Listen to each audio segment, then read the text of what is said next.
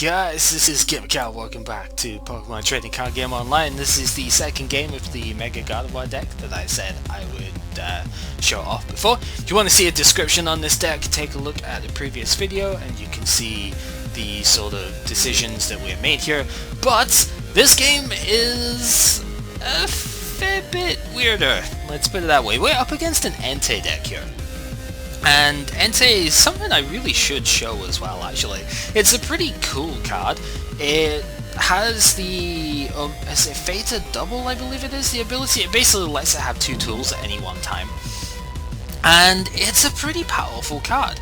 It does 130 damage for 2 fire, 2 colorless energy, but on tails it does 30 to itself as well. However, Fighting Fury Belt came out, of course, in the previous in the most recent set. Also, Muscle Band is still pretty good, but Fighting Fury Belt gives this thing up to 210 HP if you attach 2 of them, which is insane. That's the same sort of HP my Mega Gardevoir has, so that's pretty great. And then it can hit for 150 damage with its Heat Tackle instead. It also has Flame Screen, which is pretty good. You can do 30 damage and then reduce the damage you take next turn by 30. Also, that was a really weird play there. I'm not quite sure exactly how my opponent's hand was set up at the start of this game.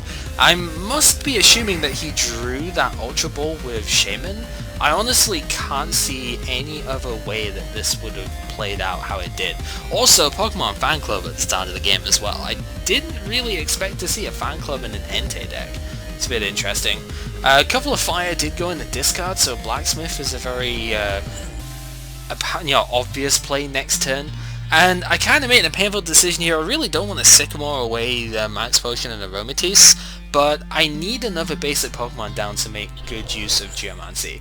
I can't really afford to fall behind on this, so I do pretty much have to go for that.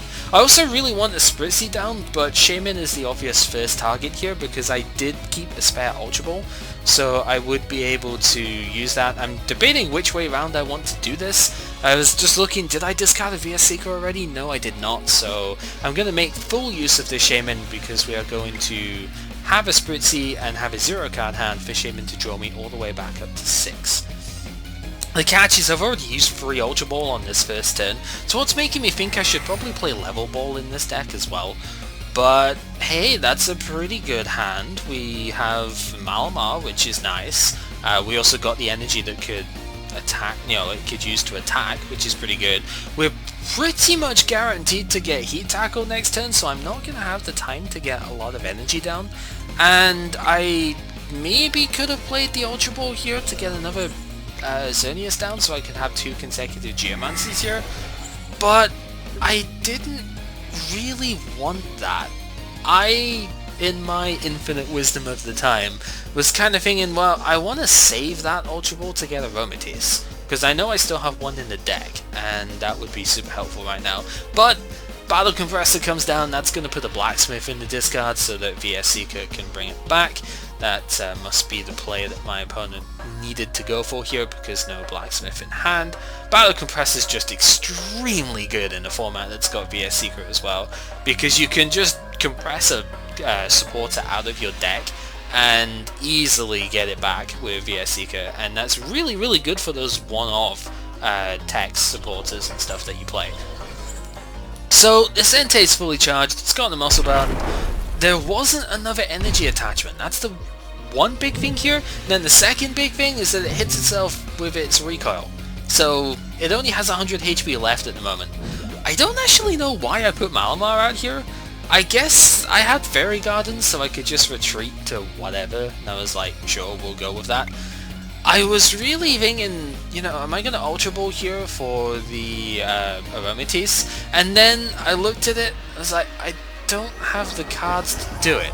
I needed to get Mega Gardevoir down. I could discard Fan Club and VS Seeker, but then that's going to be a lot of cards discarded here.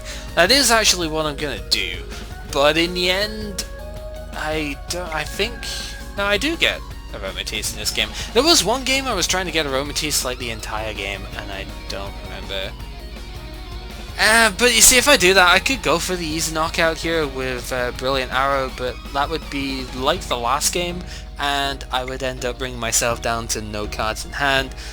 I'm pretty sure this deck is going to be able to set up another attack in next turn with Double Colorless and Blacksmith again, so I just go for the conservative play here.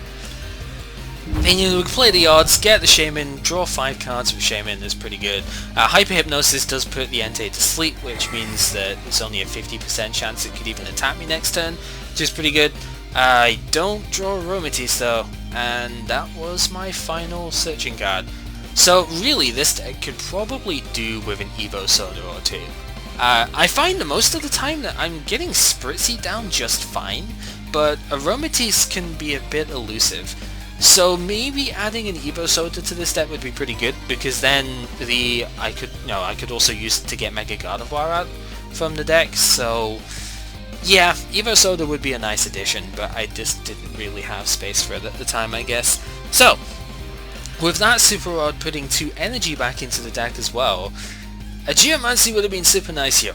I don't have that option, however, so instead I kinda just go for the Malamar. It's like, well, okay, I get 2 heads, that's fine, it dies anyway. There was a 50% chance it wouldn't have been able to do anything, but I won't lie, that 2 heads was pretty cool, because now I have the option to, you know, just keep on trucking with Malamar here, and it takes one of his attackers off the board, so that's pretty good. If Entei decks have stuff like Revive or Sacred Astral stuff in here, then that maybe doesn't matter quite so much, because it doesn't take a huge amount of effort to get an Entei back on board, so it might not end up mattering too much. But if this deck doesn't play recovery cards, then just basically decapitating one of their attackers like that is very, very helpful. Plus, it's still helpful anyway because it takes the DCE off the board, and that's pretty good. So my opponent's really considering what to do here. It's taken a long time on this move, which is great. There must be a reasonable number of options they can go for. It's just how do you respond to getting Malamar there. Apparently you respond by using Ultra Ball, discarding a couple of supporters, so that indicates to me that a VS Seeker or a Blacksmith is in hand. So he's really just trying to work out exactly how he's going to go about using them. And the third full art Shaman comes in. I don't like Shaman's full art that much. I think I've said that before, but Floatstone going down on one of them. We're basically drawing as many cards with the Shaman as we can here, which is pretty good. So maybe I wasn't quite right with that. There's the double Muscle Band. So, oh, the Max Elixir as well. So Max Elixir is something I haven't really considered too much in my Entei deck stuff here. I wish the animation was a bit better on that, but yeah, tons and tons of tools coming down here. The VS Seeker is going to get Blacksmith, so it looks like if there was a DCE in hand as the last card here, that would be a Heat Tackle for 170, taking basically all of my energy off the board, and I wouldn't really be able to do much off of that. But it's not, so we see a Flame Screen here instead. This is not terrible though, because now that Entei's got 30 damage buffer, right? I would need a lot to sort of KO here. I would need 3 heads in 4 tosses. That's not really gonna happen here. So this is a turn where I think I just go ahead and play defense. I really wanted to get Aromatisse there, but of course I'm out of Ultra Ball, so not really too much chance of that. I wanted to get Birch instead of the Sycamore, because I don't want to discard this hand pretty much. I do still want that Max Potion for later, and Birch basically lets me keep another VS Seeker as well, which is very helpful. Giovanni, of course, doesn't really do anything for me here. If I was gonna take a knockout, I would have needed to attach to the active. Even though I flip heads, I still... this was not a great draw for me here. I didn't get the Aromatisse, which was obnoxious. I've also attached this turn already, so I can't get the Geomancy play off, but I can force him to just take 1 prize here. So even though I can't play Geomancy like I wanted to, and really would have loved to have done there, I do at least get to sacrifice a 1 prize attacker instead of a 2 prize. So this is of course assuming that he's going to be able to heat tackle this turn, but based on that Sycamore, you would like to think so, but then Max Elixir can't attach to the active, and you can't Blacksmith after you've Sycamore, so you need to draw DCE here if you're going to get the heat tackle. Of course, you also can't Lysander, so there's no way of getting stuff out there. Can't remember exactly what I was looking for there. I guess it was just looking at how much stuff has gone. There's a third Max Elixir, and that does actually land its target. So the Entei on the bench has a couple energy and a Fighting Fury belt, which is pretty good. I think I was looking at how many Muscle Band have been played, so that I could maybe gauge the numbers a bit better later. Because as nice as Entei's 130 damage is, it doesn't hit the EX killing numbers without 2 muscle bands. And this time he flips heads on the heat tackle, so no damage to the self. That's okay, because now I have 5 energy on board with this turn, and that means that my Brilliant Arrow does 150 damage. He doesn't have a Fighting Fury belt on this Entei, so I can knock it out. And that's the second Birch Heads I've had, and still no Aromatisse. Not especially happy at this point, considering both of them are in the deck, but what can you do?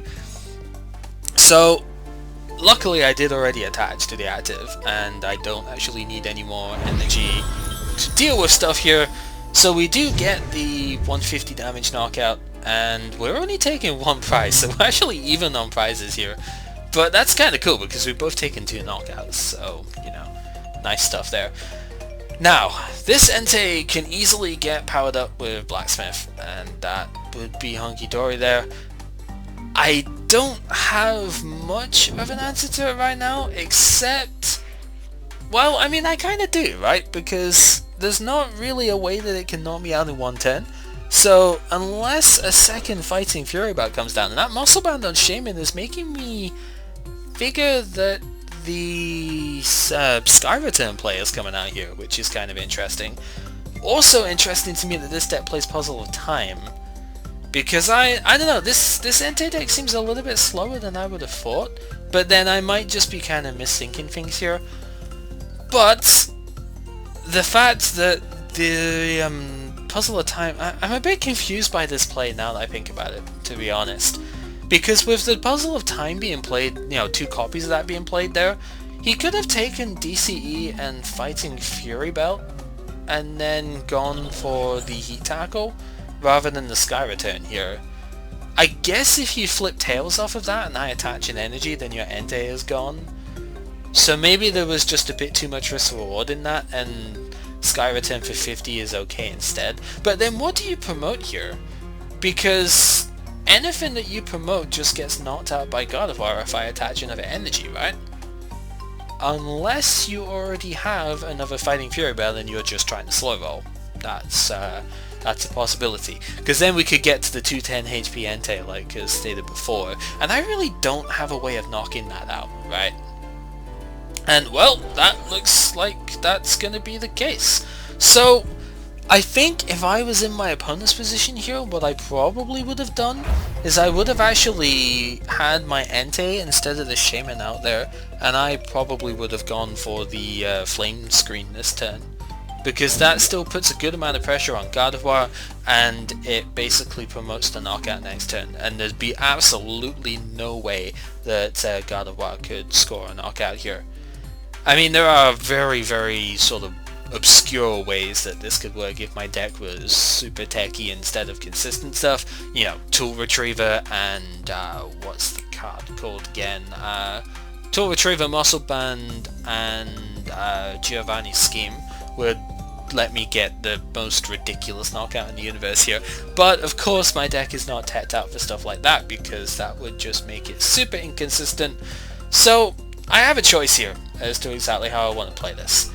And I think I go for the AZ play here, so I can... I was kind of debating stuff, is do I need a second Mega Gardevoir in this game? If so, I need to AZ the Shaman so that I can put Gardevoir down instead and go for the Spirit Link here. Because I can't knock out this Entei in one hit, the main thing that I can really think of doing, I mean, he can't knock me out in one hit either, so even if this doesn't work, the main thing I ended up thinking here was that I could maybe get a tail sleep on the, sleep flip, and then he would be stuck without any way of actually being able to kill me. There's no way that Gardevoir would have fallen this turn because I have 160 HP, and I very, very rarely see a Giovanni's scheme played, so I shouldn't say there is no way, because he has a double colorless in hand. If he plays a Giovanni's scheme, then he could have played double colorless Giovanni's scheme, heat tackle, take out my Gardevoir from here, at the risk of taking himself out as well, mind you, but the tails flip on sleep kind of mitigates all of that. So I'm taking no damage this turn whatsoever. It's pretty great for me. Not gonna lie, Malamar is pretty freaking dirty when it works. It is the main reason I have it in this deck, I will admit. But yeah, we just see a DC come down on the bench to Entei. That is the 4th Entei there, by the way. And, well, I kind of make a bit of a misplay in this turn somewhere. Let's just put it that way. So I go for the Sycamore because I really don't want my hand here. I want Aromatisse, I get Aromatisse, and I get Max Potion. So you'd think the logical thing here, really, I'm checking the number of muscle bands that are being played here, and the number of muscle bands that are being played is 3, there's the 4th one in hand. The number of Fighting Fury Belt that's being played at this point is also 3, right? So you would think at this point it is extremely unlikely that Gardevoir would get knocked out next turn. Muscle Band Fighting Fury Belt Heat Tackle is enough, but you would think that's an unlikely play, right? So I was kind of debating on stuff here. Of course, I was going to take the energy off of the Malamar because it was a bit more sort of high risk. I was basically just putting more energy on the highest HP Pokemon here. I could have retreated to Gardevoir-EX and gone for her attack instead. And that's really what I should have done this turn. That's what I was kind of setting up for. But I thought it was almost impossible for this Entei to knock me out next turn. The one on the bench, I mean. So I kind of just leave Gardevoir with a 160 HP. That was a mistake. Spoilers. But yeah, there's a Muscle Band thing in. Blacksmith comes down, that would give 2 energy attachments. There's Battle Compressor. Not entirely sure what that's gonna do at this stage of the game. Actually, that's a good question with Battle Compressor in general. For those who are into rulings and stuff, on PTCGO you have to discard at least 1 card with your Battle Compressor, otherwise it won't let you proceed. Is that something that you have to do in real life as well? Because Battle Compressor just says discard up to 3 cards from your deck. I would have thought up to 3 would include 0.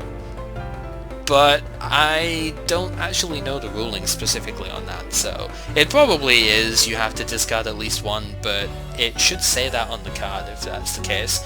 But looks like there was at least a Battle Compressor. I think an Ultra Ball was discarded there. I didn't really see the other stuff. So there's the Blacksmith. And I'm thinking, oh, does he actually have the Fighting Fury Belt here? I mean, it's not a catastrophe if I do get knocked out this turn, because I do have ways around it. There's the Shaman, so that was picked up with Sky Return before, and there it is! That, I believe, is the 4th Fighting Fury Belt, and that actually is enough to get the 160 damage knockout here. And I don't exactly have a surefire knockout next turn, but I have a pretty solid one, right? He did hit himself as well, so any 140 damage here, that's actually fairly significant. Because, well, Malamar does 60 times the number of heads. I'm going to have 5 energy here, and I do top deck my Muscle Band. I would have had the Trainer's Mail to try and dig for it as well. I do not have many cards left in my deck at this point, so it would have been fairly likely to have picked up the Muscle Band. I did remember seeing it in my deck before. Just in case, though, we can put this thing to sleep to, I guess, once again try and do the dirty on that. And here, I'm going to just go ahead and Max Potion, because this Entei is now capped on tools. There's, again, without playing Giovanni's scheme, there's not really any way that it can do 170 damage to me now. All of the Muscle Band are also in the discard, so that would require an Eco Arm in order to bring that back into the deck, which you would then need to draw out, and there's just too many cards to really work with that. And you also need Tool Retriever in order to get rid of the Fury Belt. It just wouldn't work. So, just in case these flips go incredibly wrong, the Sleep flip might end up saving me anyway. But I have 5 energy, 5 coins to toss here. I need 2 to be heads in order to score the knockout here. That's odds I am willing to gamble on here. So we flip them, and there's the second head, so we get it. I actually get 3 heads, so even if I didn't have the Muscle Band, I would have knocked it out anyway. And that's pretty great. So I do take my 4th prize here. And, well, he's out of Entei, right? So what could you honestly do at this point? Oh, balls, that's a Camerupt. Luckily the DCE was attached instead here. If that was a fire energy that could have been attached, you see there's a Max Elixir out here, that actually does find its target, so a fire energy was picked up there. Blacksmith will pretty much come out this turn, right? You would think so. And that would also then enable 150 damage output. If that was a fire energy instead, that would be game over, and I would have been upset. Not really upset, but I would have just been well played, because nobody expects the Camerupt Inquisition, right? Can't even say my words right. Oh man. Opponent's really thinking a lot about this, thinking, is there any way that I can possibly win this? All 4 Muscle Band are discarded. I think at least 3 Fury Belts, I'm pretty sure all 4 of them are discarded at this point. At least 3 Fighting Fury Belt are discarded, and Camerupt is 3 heads away from being KO'd as well. You gotta think I'm probably gonna have an energy next turn as well, so I would be able to have Hyper Hypnosis play. Thankfully there's no Enhanced Hammer in this game, so there is that. There's finally a VS Seeker, so we're going to see the Blacksmith come out, as I predicted before. Basically knew that was gonna happen. Partly because I played the game, of course, but also because it's just fairly obvious the way this was setting up. And an Explosive Jet is going to come out. That is going to do 150 damage, but because of the Max Potion play, I survive. So, really, at this point, there was nothing that could be done, because odds are I'm going to win that turn. What I was going to probably do was go for the Brilliant Arrow play. I'm pretty sure I still had Gardevoir in deck, so I would have tried to train his mail, see if I could get a spoiler, or most likely would have just Lysandred and played it obviously. 2 out of 6 heads, all I really needed, and go from there. So yeah, very interesting game with the Entei there. Slightly disappointed I wasn't able to look at the guy's deck afterwards, because it would have been really cool to sort of compare with the Entei deck that I have. But anyway, that was the second game. Well, really it was the 5th game I played with that deck, but one of them ended before it started, 2 of them were kind of me getting wrecked because I couldn't set up fast enough, and there was also Garchomp Night March, kind of boring. Not really boring as such, but just games I'd already played. And then there was this one. So, yeah, this has been Gamer Cow playing, showing off a replayed game in Pokemon Trading Card Game Online. And next time, we shall look at a different deck. Maybe see if I can look at the showcase one from somebody else, but I haven't actually come across any I'd want to show off yet, so I guess I just need to play more, because that would be a thing. So, yeah, till next time, take care. Also, spoilers, I know these things go on too long, and it goes past the video replay. I don't care. Nuts to that. Take care.